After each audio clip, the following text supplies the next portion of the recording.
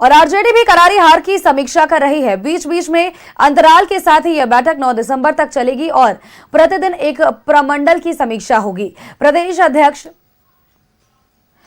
अगर बात करें तो मंगलनी लाल मंडल के नेतृत्व में शुरू हुई इस समीक्षा में संबंधित प्रमंडल के प्रत्याशियों में से एक एक कर बातचीत होगी और इसके अलावा पराजित सीटों पर चुनावी समीकरण और पार्टी के स्तर पर हुए प्रयास में कमी कोताही का भी आकलन हो सकता है।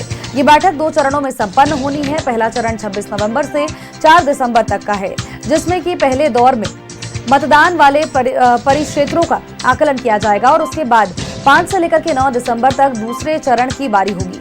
समीक्षा के लिए विजयी पराजित प्रत्याशियों के साथ ही संबंधित जिला अध्यक्ष, महासचिव, प्रदेश स्तरीय पदाधिकारियों को बुलाया जा रहा है और उनसे क्षेत्रीय सामाजिक समीकरण, मतदान पैटर्न और इसके अलावा बूथ लेवल व्यवस्था, संगठन की भूमिका और अंतर्विरोध, सहयोगी दलों के बीच तालमेल, उनका प्रदर्शन और प्रत्याशियों के चयन पहलुओं पर भी फीडबैक जुटाया जा रहा है।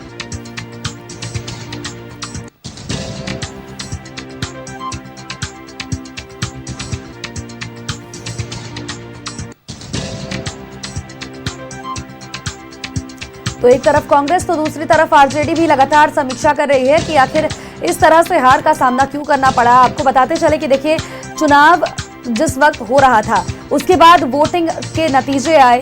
साफ तौर पर लोगों का ये कहना था कि कांग्रेस इस बार काफी ज्यादा कमजोर कड़ी साबित हुई है महागठबंधन में, चूंकि 61 सीटों पर चुनाव लड़ने के बाद 90% सीटों पर हार, यानी कि केवल 5 सीटें ही कांग्रेस अपनी बचा पाई है। बाकी सभी सीटों में कांग्रेस को हार का सामना करना पड़ा है। दूसरी तरफ अगर हम आरजेडी की बात करें तो आरजेडी 25 सीटों पर आकर के सिमट गई, जो कि इस सवाल के घेरे में है कि आखिर लगातार जो बड़े बड़े नेताओं का दौरा होता रहा, लगातार बड़े बड़े दिग्गजों को बिहार की धरती पर उतारा गया, वोटर्स को साधने की कोशिश की गई, तो आखिर कमी कहां रह गई कि इस तरह की हार का सामना करना पड़ा।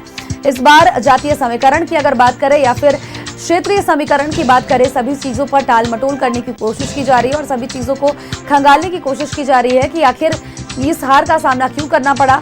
इसके अलावा अगर हम बात करें तो हार की वजह, कमी कोताही का आकलन भी लगातार हो रहा है। प्रत्याशी, जिला अध्यक्ष, महासचिव, पदाधिकारियों को इस बैठक में आरजेडी ने बुलाया है। आरजेडी ने बिहार में हार की समीक्षा शुरू कर दी है, जो कि बीच बीच में अंतराल के बाद 9 दिसंबर तक चलेगा और हर दिन आरजेडी एक प्रमंडल का निरीक्षण करेगी।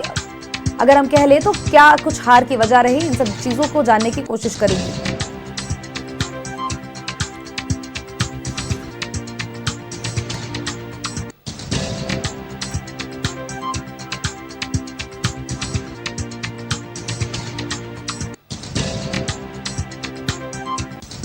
हार की वजह, कमी और कोताही का आकलन लगातार होगा। बड़ी अपडेट अपने दर्शकों तक हम साझा करें। कांग्रेस भी एक तरफ जहां पर दिल्ली में आज अहम बैठक करने वाली है, तो दूसरी तरफ आरजेडी की भी अहम बैठक होने वाली है। कांग्रेस के कई बागी नेता ऐसे हैं जो कि दिल्ली में डेरा डाले हुए हैं। कांग्रेस से जानने की कोशिश करना चाहती है कि आखिर 2.5 दशकों से क्या कुछ ऐसी वजह रही, क्या कमी रह गई जिसके कारण कांग्रेस का जो प्रदर्शन है वो अपेक्षाकृत नहीं रहा। बार बार कांग्रेस को इस तरह से मुंह की खानी पड़ रही है, हार का सामना करना पड़ रहा है।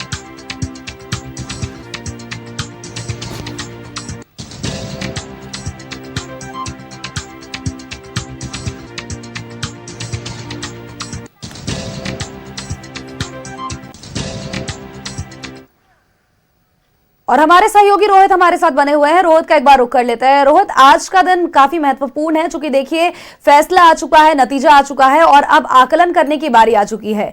कांग्रेस और आरजेडी दोनों ही अपने अपने तरीके से सभी चीजों को जांचने की कोशिश कर रही है कि आखिर जो ये करारी हार मिली, इसकी समीक्षा करने की कोशिश की जा रही है कि ये क्या कुछ वजह रही। और लगातार अगर बात करें तो दिल्ली में भी बैठकों का दौर चलता रहा है। आज भी एक महत्वपूर्ण बैठक होने वाली है। आरजेडी भी लगातार 9 दिसंबर तक बीच बीच में थोड़ी बहुत छुट्टियां या फिर रुकावट के बाद ये समीक्षा बैठक करने वाली है और लगातार दौरा चलता रहेगा। ये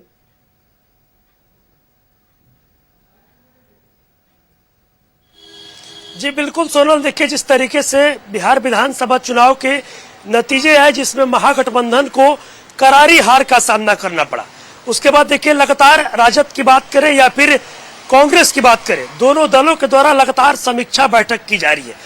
और देखिए कल से ही जो राजद की तरफ से समीक्षा बैठक का जो दौर है वो चालू हो गया और 2 चरणों में ये समीक्षा बैठक होना है। 9 दिसंबर तक ये समीक्षा बैठक होना है और कल मगध प्रमंडल के तमाम प्रत्याशियों को राजद के प्रदेश कार्यालय बुलाया गया था, जहां पर राजद के प्रदेश अध्यक्ष मंगनी लाल मंडल के नेतृत्व में उन तमाम प्रत्याशियों से फीडबैक लिया गया था। राजद ये तलाशने में जुटी है कि आखिर 25 सीटों पर ही क्यों सिमट गई राजद, आखिर इतना विधानसभा में करारी हार का सामना क्यों करना पड़ा। और वहीं अगर बात करें तो देखिए आज सारण प्रमंडल के उन तमाम प्रत्याशियों को बुलाया गया है। देखिए सारण प्रमंडल में अगर बात करें तो सारण प्रमंडल में कुल 10 विधानसभा सीटें आती हैं, जिनमें सिर्फ 3 सीटों पर ही राजद को जीत मिली है। वहीं अगर बात करें तो 7 सीटों पर एनडीए गठबंधन को जीत मिली है। तो कहीं ना कहीं देखिए इससे पहले भी लालू यादव के नेतृत्व में एक समीक्षा बैठक की गई थी, जिस समीक्षा बैठक में तमाम जीते हुए प्रत्याशियों को भी बुलाया गया था और हारे हुए प्रत्याशियों को भी बुलाया गया था। और अब प्रमंडल वाइज प्रत्याशियों का जो बैठक है, जो समीक्षा बैठक है, वो तेजस्वी यादव के नेतृत्व में तो नहीं कहा जा सकता है, लेकिन जो राजद के वरीय नेता है, बात करें तो अब्दुल बारी सिद्दीकी है, वरिष्ठ नेता है, साथ ही साथ जो राजद के प्रदेश अध्यक्ष मंगनी लाल मंडल, इन तमाम नेताओं के नेतृत्व में प्रमंडल वाइज समीक्षा बैठक की जा रही है। और ये समीक्षा बैठक होने के बाद तमाम प्रमंडलों का जो समीक्षा वाइज रिपोर्ट होगा वो लालू यादव और तेजस्वी यादव को सौंपा जाएगा और उसके बाद पार्टी कुछ बड़ा फैसला लेगी, क्योंकि पार्टी के अंदर से ये भी बातें हैं कि कई ऐसे प्रत्याशी थे जिनको टिकट नहीं मिला, जो लंबे समय से पार्टी के साथ जुड़े हुए थे, तो उन लोगों ने भी पार्टी के अंदर भीतर घात किया, ऐसा पार्टी के लोगों का कहना है, जिसके वजह से पार्टी सिर्फ और सिर्फ 25 सीटों पर ही सिमट गई। वहीं अगर बात करें तो देखिए कांग्रेस का भी आज दिल्ली में एक महत्वपूर्ण बैठक होने जा रहा है। कांग्रेस का भी आज जिस तरीके से बिहार विधानसभा के चुनाव में कांग्रेस 61 सीटों पर महागठबंधन में चुनाव लड़ी थी, दावेदारी की थी, लेकिन सिर्फ और सिर्फ 6 सीटों पर ही कांग्रेस को जीत मिली है।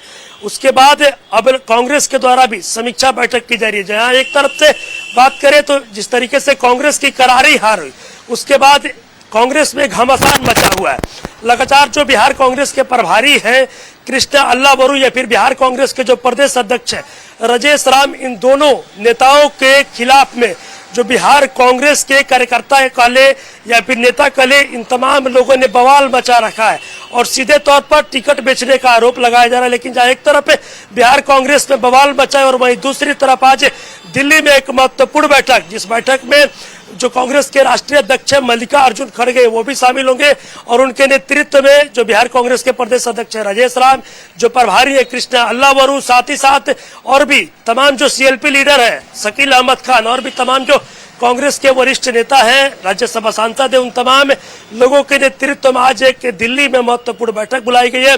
और इस बैठक में जो कांग्रेस है वो अपने हार पर मंथन करेगी, अपने हार को लेकर समीक्षा बैठक में प्रदेश प्रभारी कृष्णा अल्लावरू और इसके अलावा प्रदेश अध्यक्ष के इस्तीफे की भी मांग की जाएगी, क्योंकि जिस तरह से नेतृत्वकर्ताओं ने इस बार निर्णय लिया है और जमीनी स्तर पर जाकर के जिस तरह से चुनाव प्रचार प्रसार किया गया वो कहीं ना कहीं काम नहीं आया। और बीते हम 1.5 दशकों से देख सकते हैं कि कांग्रेस का प्रदर्शन किस तरह से लगातार गिरता ही गया है और इस बार 61 सीटों पर चुनाव लड़ने के बाद केवल 5 सीटें कांग्रेस बचा पाई। तो ऐसे में आज कयास ये लगाए जा रहे हैं कि प्रदेश प्रभारी कृष्णा अल्लावरू और प्रदेश अध्यक्ष के इस्तीफे की भी मांग हो सकती है।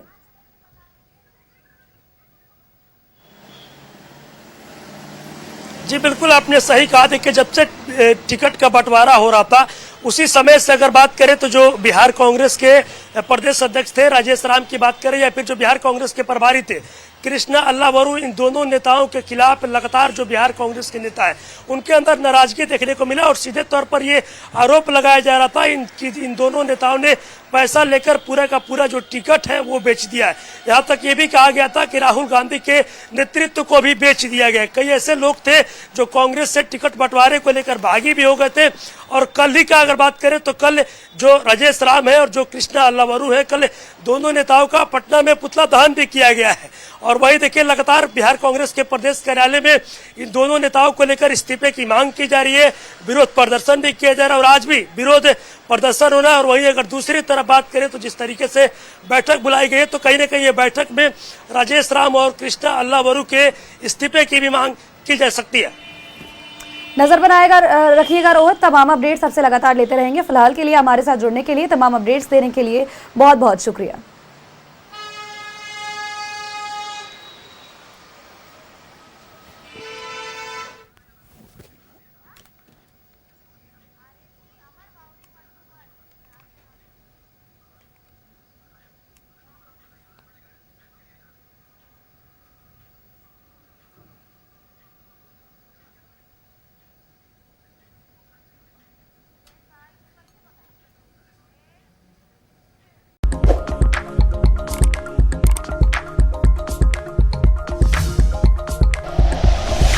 Like and share videos, subscribe करें हमारा चैनल और प्रेस करें बेल आइकॉन। न्यूज़ 11 भारत, सच है तो दिखेगा।